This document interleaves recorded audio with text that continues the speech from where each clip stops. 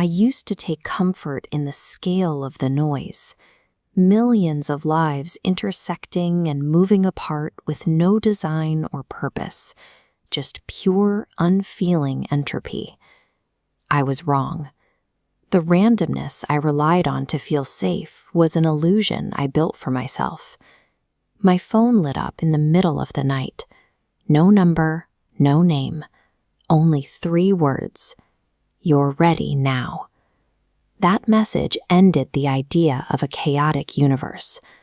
A targeted, specific trigger phrase like that requires a deliberate observer who has been waiting for a very specific window of time. I didn't need to ask what it meant. Before my conscious mind could even start rationalizing, a deeper, older part of my brain had already accepted the instruction. A second message arrived with an address. I hit delete. I told myself I would stay in bed, lock the doors, and ignore the world.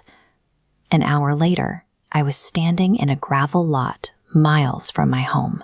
I listened to the rhythmic crunch of my own footsteps, watching my legs move with a steady, mechanical confidence that my mind was screaming to stop. The mind can resist all at once, but the signal goes straight to the motor functions.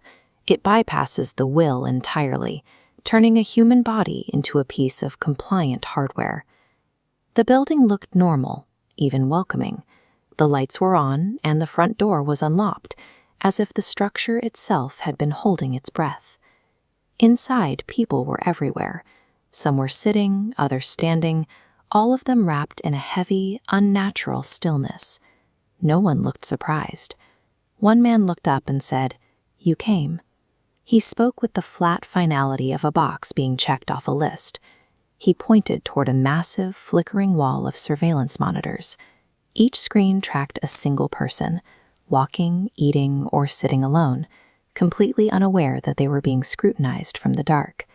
He explained that the transmission is selective. It only takes hold in those who have been listening for the signal their entire lives without realizing it. The wall is a map of potential harvests. They monitor thousands of people, waiting for the precise moment of psychological vulnerability when a subject is finally ready to hear the words.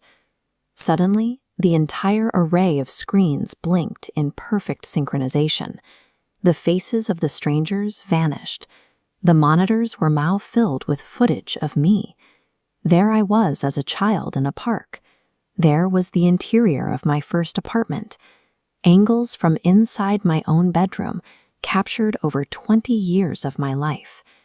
Seeing my history laid out made it clear I wasn't a random choice. Every major event was a subtle nudge designed to bring me to this center point. I tried to back away, shouting I wasn't part of this. The people in the room laughed. It was a dry, collective sound that made my denial feel small and irrelevant. You are trapped the moment you recognize your own place in the system. Once you see the threads connecting your life to theirs, the assimilation is already complete. The wall cut down to a single monitor. It showed a man sitting in his car, mindlessly scrolling through his phone in the glow of a street lamp. The man next to me nodded toward the screen. Your turn. I was now the active catalyst for the next infection. My mind felt like it was retreating into a small, dark corner of my skull as my hand reached out and took the phone. The destruction of a life is handled with a single spoken sentence. One breath into the microphone is enough to override everything that person thinks they are. The horror isn't death, it's forced conscription. You are weaponized against the next target, compelled to steal their agency, just as yours was stolen from you. I looked at the man on the screen. I saw the quiet, private world he thought he lived in, and I felt the weight of the command waiting in my throat. The words left my mouth with a terrifying, calm precision. They sounded alien, yet they felt perfectly right. "You're ready now." On the screen, the man froze. His frantic thumb motion stopped.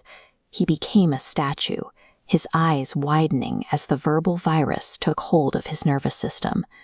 He slowly raised his head and looked straight at me through the lens. A subtle, unnatural smile curled at the corners of his mouth. My own face mirrored the expression.